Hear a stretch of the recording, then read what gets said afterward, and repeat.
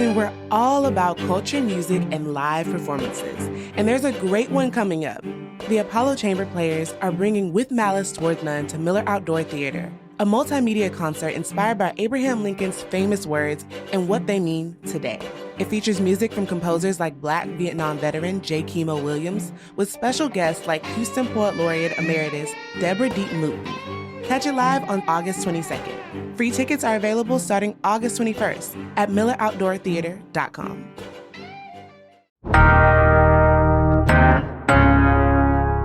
Today on CityCast Houston, getting a burger just got super scandalous with a $250,000 murder plot and a vaccine scam, plus the latest in the standoff in the Battle of Redraw, Texas. Let's break it all down. It's Friday, August 15th. I'm Raheel Ramzanali, and here's what Houston's talking about. I've been there, you've been there, you want something to do on a Friday, so how about you take our CityCast survey? We want to know more about you, and if you took it last year, take it one more time. It takes about 7 minutes. You get something to do on a Friday. We're all trying to waste time on a Friday. Let's be honest. Okay, come on. So take that CityCast listener survey right now at citycast.fm/survey, and you will be entered to win a $250 Visa gift card as well as CityCast Houston swag once you take it. So please do it right now. And again, this helps us learn more about you and to better serve you. So do it right now at citycast.fm/survey. Thank you so much. I've got executive producer Laura Isensee with me and Charles Blain, who is a conservative commentator and a friend of mine and CityCast Houston. So welcome in. How's everybody doing? Doing great here. Get ready for this nice weekend. So very happy. Yeah, ready to dive into some wild stories. Yeah, let's kick it off because I have seen some wild stories around the city of Houston, but this one has been beyond wild. Trump Burger. There were headlines everywhere. We were all talking about it throughout the week. Laura, can you help me catch up and help the listeners catch up with what is happening with Trump Burger? Yeah, well, people are probably familiar with Trump Burger because around the election, it was getting a lot of headlines. This is the burger joint. There's several locations around Houston, and they literally serve burgers with Trump's name, like burned into the bun. And if you want any MAGA swag, like that's where you go. But major twist, we got this breaking news headline about a week or so ago that an owner of Trump Burger is an immigrant, apparently from Lebanon, and was facing deportation proceedings. And this is when the internet started going wild. I went national and just a lot of snark online of like, oh, you get what you vote for, and that's karma, because of course, President Trump has been doing an immigration crackdown. But then, okay. Hold on, there's more. There's more. Hold on, because this is a real roller coaster. And I'm just going to say up front, I cannot do this story justice. Okay. You're going to have to go to our show notes and read this wild tale that the Houston Chronicle Sarah Smith wrote, because there are all these subplots. It's not just that the owner, Roland Biani, is facing deportation. It's that there are other owners who were the kind of real original Trump Burger people out in Belleville, which is a small town. And one of those owners, who goes by the name Eddie, like back in the mid 2000s, he was arrested and faced charges for a fake vaccine scam. And then while he was in jail, he told authorities that another person in jail was asking him to do murder for hire for like $250,000. And now these co-owners who are on the business filings, Eddie and Sue, they're immigrants themselves, originally from Israel, and they're in this major lawsuit. People are very unhappy and they're kind of turning against each other. And meanwhile, Roland is out on bond, but he has some immigration hearings he has to go to later this fall. And that's just kind of the surface. So yeah. I'm wondering what part of this story has shocked y'all the most? I think every part is like more shocking than the last, so it's hard to say. I mean, I don't know. I think that my takeaway though is that it seems to happen to people who get like really infatuated with anyone. Like if you are that type of person to get like super infatuated with someone that you create a business named after them, there might be other issues that soon follow. And so it has been such a crazy story. From what I'm hearing, it gets even crazier. Yeah. So I think this is gonna be something we're gonna be talking about for a long time here locally. But again, just don't name your business after a political or just prominent figure that you are infatuated with. Please don't. What about you, Laura? Is there a political figure that you would create a restaurant after? Because I'm not wired this way. I'm like you, Charles. Like, I can't believe this is a thing, first of all. Okay, like I wouldn't do it after one person, but maybe I would have like a tea house in honor of all the first ladies or something. Like Fair. Like Okay, first fair. lady tea house. It could be very, I don't know. I could see something like honoring a tradition and maybe multiple people, but yeah, kind of hooking your wagon to one figure, especially someone so controversial as our president.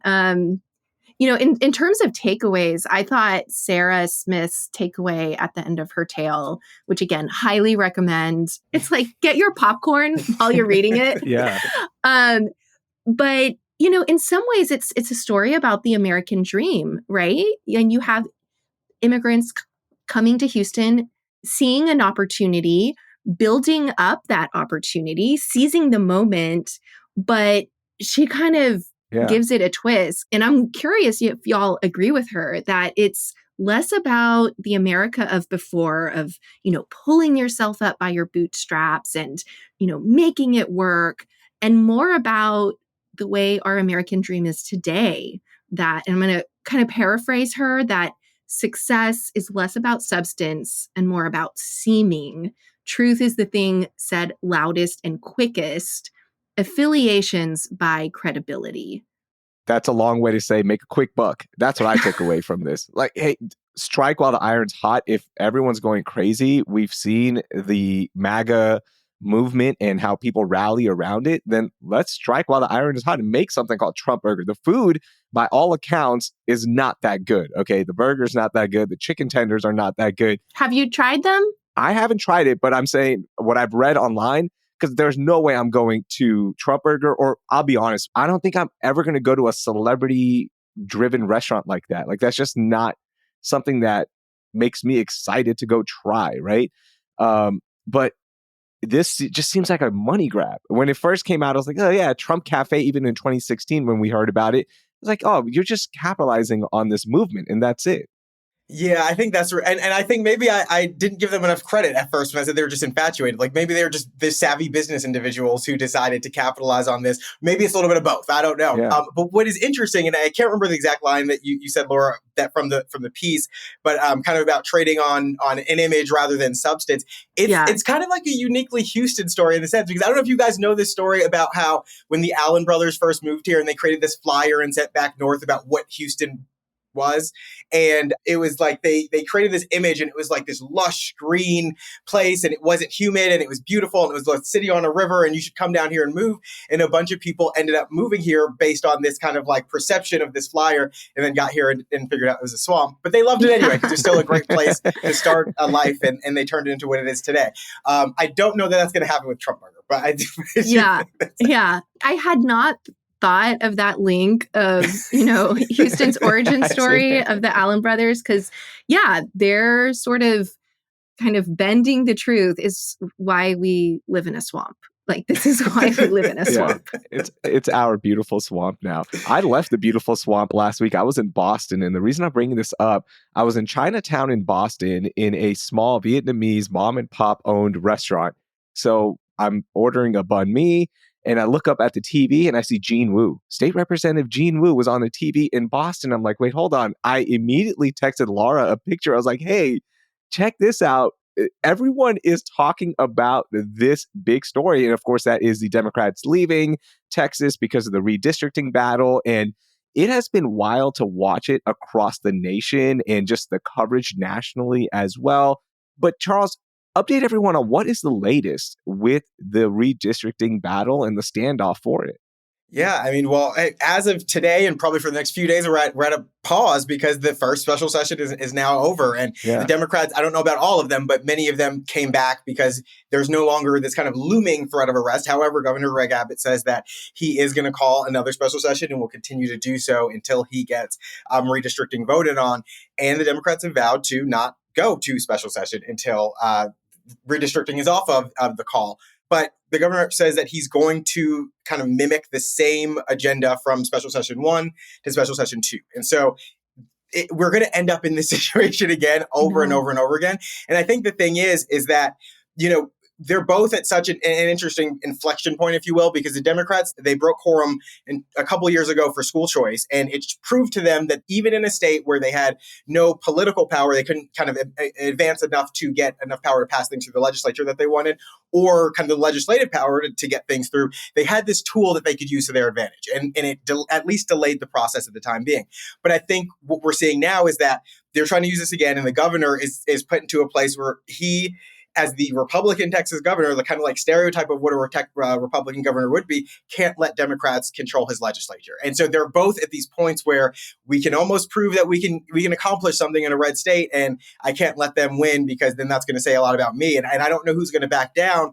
But I do think that at the end of the day, we're kind of delaying the inevitable because he has the authority to continue to call them over and over and over again. And there's really nothing else standing in his way. And in the Democrats' way, they have to continue to get funding. They have an election eventually they'll have to run for and all these other things. So we lose at the end of the day. That's what it is. Yeah, we lose. And to your point, Charles, the example you shared of the school vouchers, eventually Abbott got his way. It wasn't in a special session. He got it in this past regular session, but he got his way. He got school vouchers. And I just don't know how long the Democrats can hold out. Yeah. I think on the Democrats side, like this is firing up the base and giving kind of some energy to their party. I think maybe even more so nationally than locally, but probably both.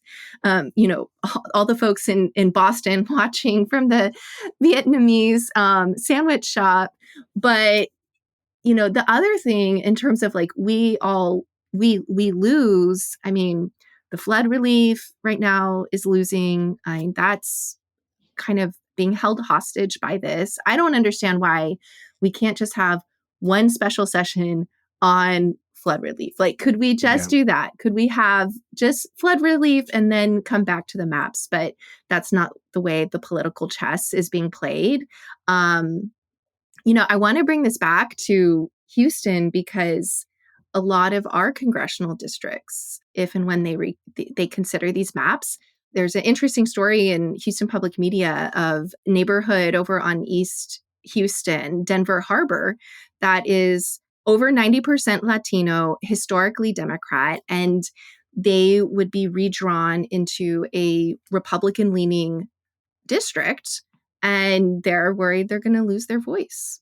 And their concerns, especially deportation, going back to what we talked about before, like that's top of mind for this community. And so, beyond the headlines, if and when these pass, it is going to change. Well, Laura, it's not only on the state level. Like even here in Fort Bend, where I live, they are talking about redrawing districts right now in Fort Bend County and Commissioner's Court. They are discussing this, and this is something that is happening even on a county level. And what's going to happen with that, right? So these are for redistricting in Fort County for congressional seats, or for what kind of seats are they redrawing? Yeah, so this would be for Fort Bend County voter precincts, right? It's a commissioner's court and representing your commissioner who's representing you. And they're battling over that and trying to see what's going to happen if we can get a Republican redrawn district. And maybe that's going to happen here in Fort Bend. So it's happening everywhere. And it's also going to happen nationwide if this domino falls in the state of Texas. Again, we've heard Gavin Newsom, California governor, talk about that he's going to put it up for a vote for Californians to decide if they should redraw their maps. What happens here? I mean, I know, Charles, you said we're not sure and there's a standoff still, but what do you think happens? I mean, I think at the end of the day here in Texas, I don't see an avenue for the Democrats to win. I just don't see there, unless there's something up their sleeve that they're able to pull out. I just don't see how they can do that. Either they can draw it out, but eventually they have to come back. And if that's going to be a priority, then they have no other choice. But I do think that it then creates this, well, I don't even know if it creates, but it feeds into this game of tit for tat that we have going on where, like you said, Governor Newsom in California is threatening to do it. Governor Hochul in New York is threatening to do it. I don't know that Michigan is, but I would assume that a lot of the Democratic governors are going to start looking at it themselves. And even before they started talking about it, the governors were talking about doing it locally, saying that if you're going to disenfranchise us in Texas, we're going to start targeting the local Republicans in our states, so mayors and things like that. So I think it unleashes this game of tit for tat where we just keep going back and forth. And like you said, it's Fort Bend County. I mean, it happened here in Harris County as well in 2021 when they redrew the map and kind of flipped then Commissioner Cagle with Commissioner Ramsey, and they argued that it was disenfranchising their voters. And so it's like, we just keep saying this happen over and over and over again. But at the end of the day, again, we're the ones who lose. But yet the Democrats get in front of the camera and they fundraise, and the Republicans get in front of the camera and they fundraise, and everybody's happy on their level while the rest of us sit here and watch the fight. It's so annoying. It's so frustrating. And, I'm trying to understand it. I'll be honest. I'm trying to look at it from both viewpoints. From a Republican standpoint, I'm trying to give them the benefit of the doubt, right? So Charles, help me understand this as a conservative. What is there something good here, right? Are they being true with their intentions? Am I missing something? Just tell me. So I think the argument that the Republicans are holding on to is that as a Republican-dominated state, they deserve to have more of a share of the votes in this state. Now, I think the breakdown of it is probably not as accurate because if you're looking at the urban counties, that's not where the vote share is. And so, but I think the argument is that they deserve to have a larger voice. And of course, there's the outward aspect of it, which they have not shied away from, is that they want to shore up the election in the midterms for President Trump because they feel as though there are more Republican voters and therefore Texas should deliver more Republican votes to the president. But what I think the problem at the end of the day is, sure, you can do that now. And then what happens if and when the state is not Republican led? And then you're breaking quorum and you're going out of state and they're threatening to arrest you. And then you can't sue. You set the precedent. So I don't know what the long-term vision is. That's the problem. Yeah. I'm going to throw out one more twist to this, that another one of President Trump's priorities is to change our census, which is what drives these maps, right? And one reason this whole redistricting is controversial is because it's happening in the middle of the decade and we're not waiting for 2030.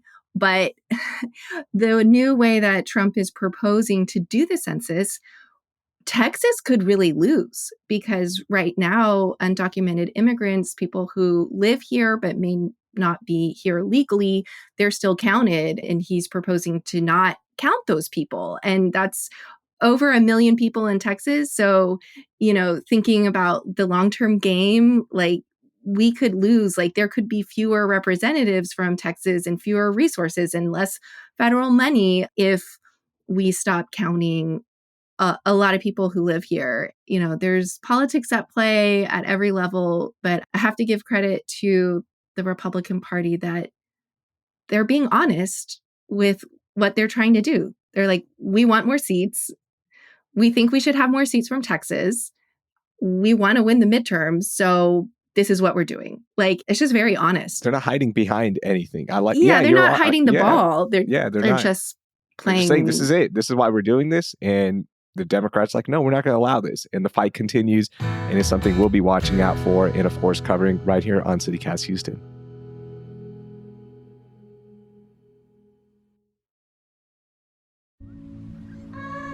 Like me, you're probably looking for some good road trips to make the most out of summer. Well, let me tell you about Port Aransas. My family and I spent a weekend there, and we can't wait to go back because Port A is such a unique beach town. First, almost everybody rolls around the island in golf carts. It is so cool. Second, you can make sun-soaked memories by hanging out on the beach all day, or mix it up and try your hand at some surfing or parasailing. We did that and the entire family loved it. Or you can go fishing with one of the many charters setting sail from the harbor. Port A has something for everyone, and it's an easy drive from Houston, making it a great road trip destination. One visit and you'll see why generations of Texans have anchored their traditions to the island life. Go to visitportaranzas.com and plan your trip to Texas's beach. Got any fun trips coming up? One thing you probably haven't put on your packing list is learning the language. But with Babbel, you can start talking in just a few weeks. I'm David Plotz, the CEO of CityCast, and I've been learning Spanish with Babbel. And I also just persuaded my friend who's going to France this fall to learn French with Babbel, but that is another story. Babbel's extremely fun and intuitive. It's like having a private tutor in your pocket. Handcrafted by over 200 language experts, Babbel's lessons are voiced by real native speakers and built with science-backed cognitive tools and interactive features to fit any learning style. I love a lot of the different Babbel features. The Babbel games for sentence building, Babbel speech recognition, which helps me get the pronunciation right. And now I'm really into Babbel's word of the day, which greets me on the homepage of the app. Every day, a new word revealed like a little surprise with a sentence to help contextualize it. It's like a daily treat for me. Studies from Yale, Michigan State, and other leading universities continue to prove that Babbel works. One study found that using Babbel for 15 hours is equivalent to a full semester at college. Look, I want you to learn another language.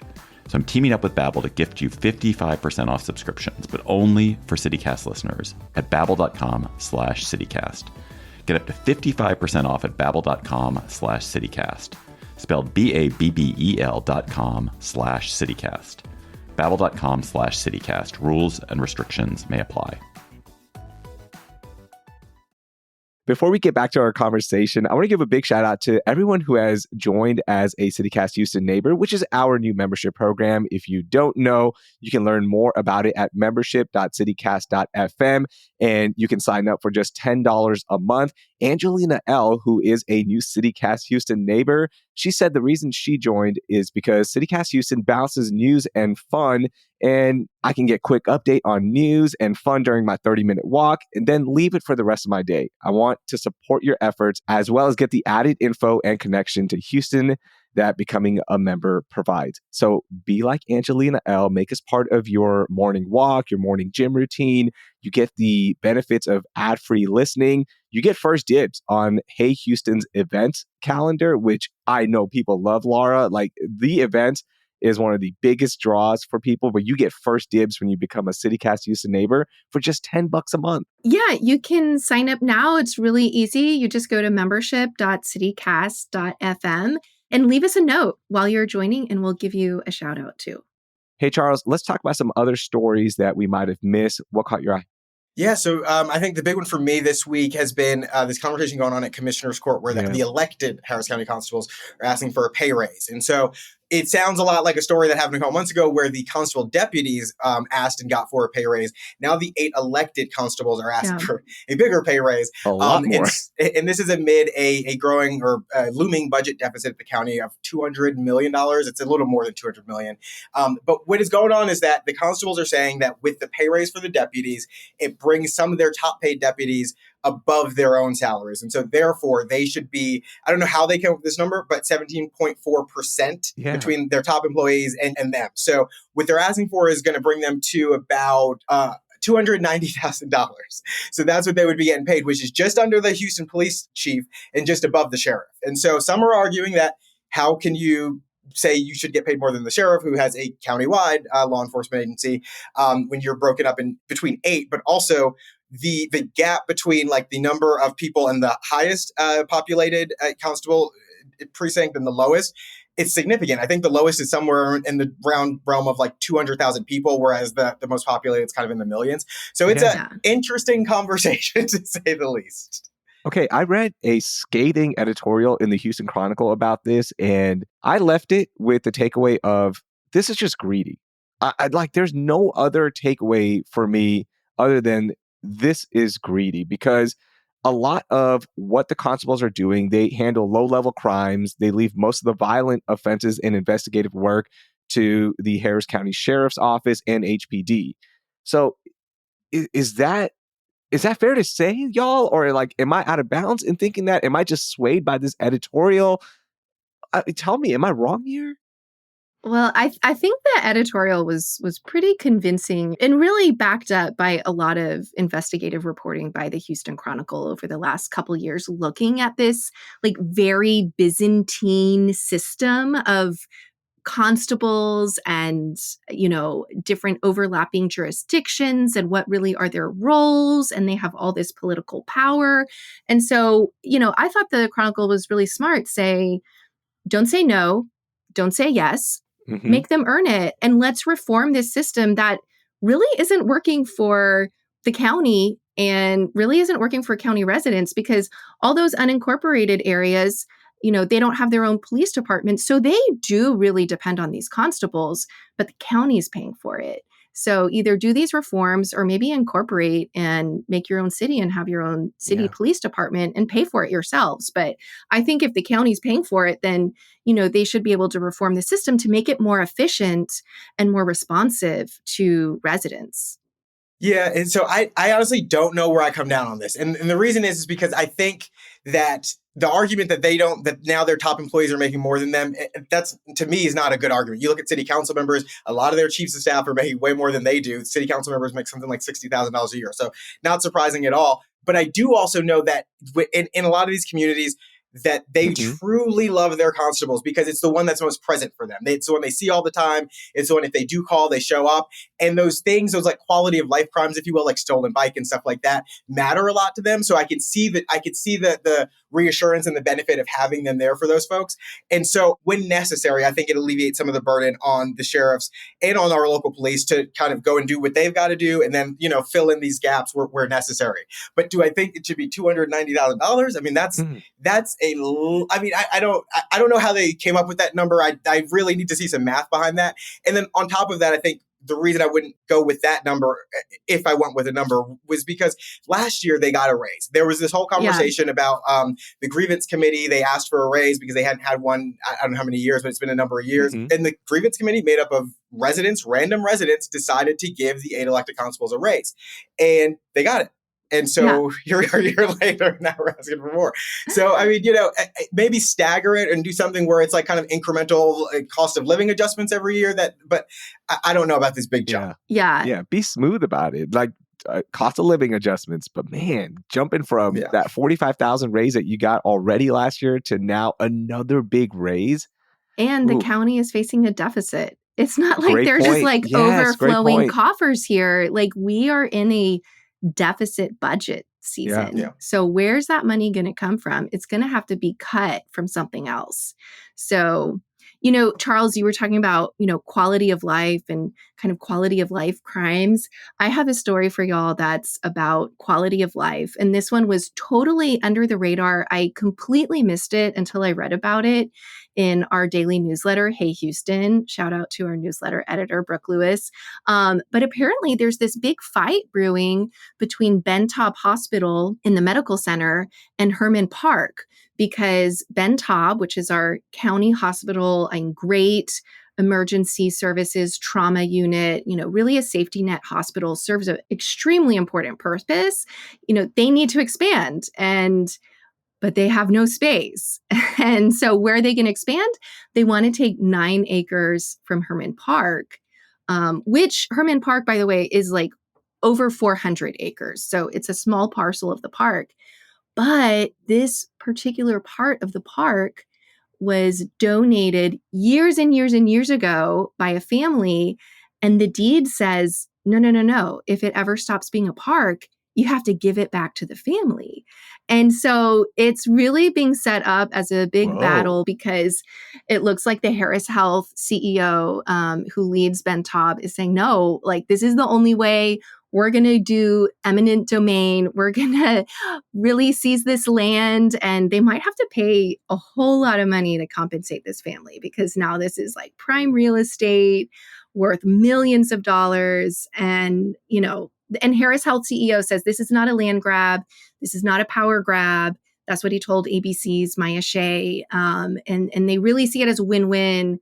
But I'm curious what y'all think. Like, is this like a fair deal? Like, what's the fair thing here? Like, lose a little bit of park space, get a bigger hospital, have the hospital go back to the drawing board, figure something else out? What do y'all say? You go first, Charles. Yeah. I mean, I'm curious about how strong those like legal ramifications are, because what I do know is that a lot of our parks in the city are kind of, I don't know how it's worded, but deeded to the city by these historic Houston families, and so that say you can't do anything with this unless, if you charge or anything like that. It has to always be public space. And part of City Hall, I think the reflection pond is like that as well. And so I wonder, like, has that been challenged in court and does it hold up? But maybe the hospital should look at building just like up more rather than out. Like, why wade into this fight if we don't have to? It's an interesting dynamic when you gift things to a city and the city receives or county receives them, and then now you're deeded to the use of it for forever. What happens? Like, that's Come on, it's 9 acres. Let's figure it out. It's 9 acres out of, you said 400 acres, right? 445 acres. Okay, so 9 acres. Figure out a deal with the family. I don't know which family owns it, but I think they'll be okay if you work out a deal and claiming eminent domain. You get that land, you build a bigger hospital, and you can serve more people in our area. Come on, figure that out. I think I'm siding towards a hospital on this one. Okay. We'll follow up and see if the hospital wins. I mean, I will say, last thought, that the Harris Health CEO is saying, look, like, we'll compensate you fairly. And once we build this new facility, we'll give you the other land back. And so then you'll have even more park space. So that's why, he says it's really a win-win. This is going to be going on for a while, because one step is they have to contact all the descendants of this family. And there are a lot of them. Oh my gosh. Yeah, I didn't think about that. Crazy. You have to contact every single person. So we'll see what happens with this one.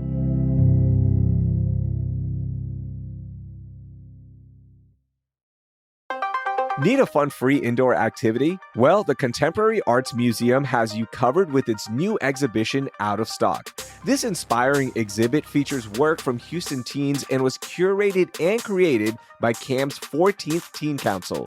The artwork really makes you think and reflect on big ideas like consumerism and identity. Out of Stock is made by teens, but everyone will enjoy it. The exhibit is running now until October 19th, so head to camh.org to learn more. And don't forget, CAM is always free. I'll see you there. Ready to have some fun this summer? Well, downtown Houston is where you need to head because they're jam-packed with cool events every day.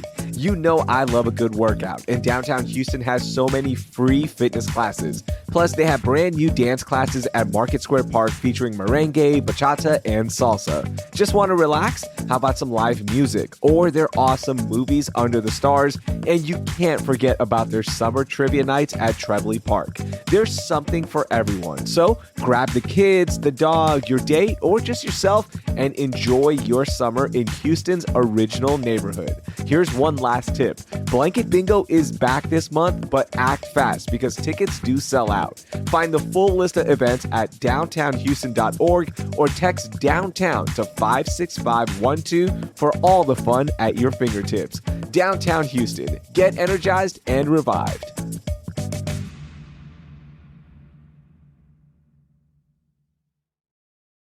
Let's end the week on a high note, y'all. Moment of joy. Charles, what made you happy this week? I saw that the San Antonio Spurs employees went out to Ingram, Texas to serve with a group called Mercy Chefs that was doing work for the flood relief victims, which is still an issue that's ongoing. They were out there handing out food. And I think more importantly, and what they emphasized was that, yes, they're there to serve food and clean up and do things like that, but just to kind of at least put a smile on people's faces and, get them not thinking about the devastation that has occurred. And so, for us who don't live in the immediate area, it feels like it was so long ago. And for a lot of them, they're still living in it. And so it was just nice to see that people are still thinking about it and getting out there and doing things. Oh, so true. So true. Yeah. We talked about it last week as well with the quilt shop in Victoria and how they're making quilts and giving it to victims of the Central Texas flooding disaster. And I said this after when we did that episode, Laura, like when we think about Hurricane Harvey, people moved on, but our city didn't. It took months. It took years for some families to really recover after those devastating floods. And it's good to see that people are still doing something, because it's going to take a while for our neighbors in Central Texas to fully recover and heal as well. Yeah, I'm going to share a quick moment of joy, which is there was back to school and there were no tears in my family, at least for my big girl. And it was just such a delight. We talk about education here on the podcast quite a bit. We talked with HISD Superintendent Mike Miles earlier this week. And obviously a lot of difference of opinions in the direction the district is going, but seeing all the students, big smiles, a few tears, the teachers welcoming kids back to class, it just really made my heart full. So shout out to all the teachers, all the kids making it through that first week of school.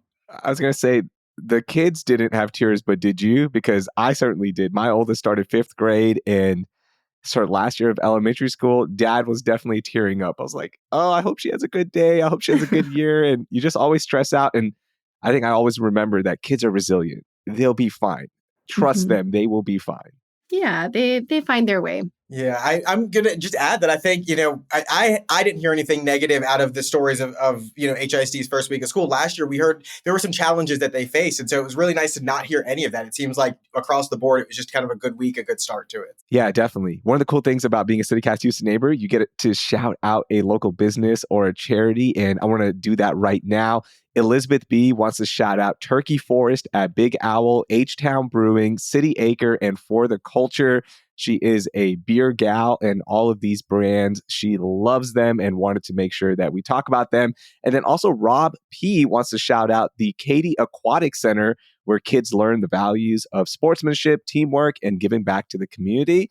Love that. And maybe we need to go there and get some laps in, Charles, because hey, why not? We got to stay cool. Laura, you want to join? We'll do some laps at the Katy Aquatic Center. Yeah, I did swim team in high school. I'm down. Oh, we got a race here. I think it'll be fun to do that. They can listen to our event. They can come too. Yeah. That could be our CityCast Houston neighbor exclusive meetup event at Katy Aquatics. And when you sign up, you get to shout out a local business. So do it right now at membership.citycast.fm. Just $10 a month or $100 a year. Charles, thank you so much. Laura, thank you as well. Thanks for having me. See y'all. That was Charles Blain. He's the president of the Urban Reform Institute and executive producer Laura Isensee. Dig deeper into today's stories with the links in our show notes. And while you're there, subscribe to our daily newsletter, Hey Houston, for daily happenings, history, events, and more. If you enjoyed this episode, drop us a rating and review wherever you're currently listening. And please share this episode with the last 3 people you texted. Thank you. That will do it for this week here on CityCast Houston. Our producers this week were Elizabeth, Lizzie Goldsmith, and Carleon Jones. Our newsletter editors this week were Adrian Gonzalez, Elizabeth, and Brooke Lewis. Our executive producer is Laura Isensee, and I'm your host, Raheel Ramzanali. Our music is by the band All the Kimonos, with additional music courtesy of the Apollo Chamber Players, Hip Color courtesy of epidemicsound.com, and David Harris from Triple Scoop Music via Getty Images. We'll be back on Monday to talk about why King of the Hill is the TV show we all need right now. Thank you for listening, and I hope you learned something new.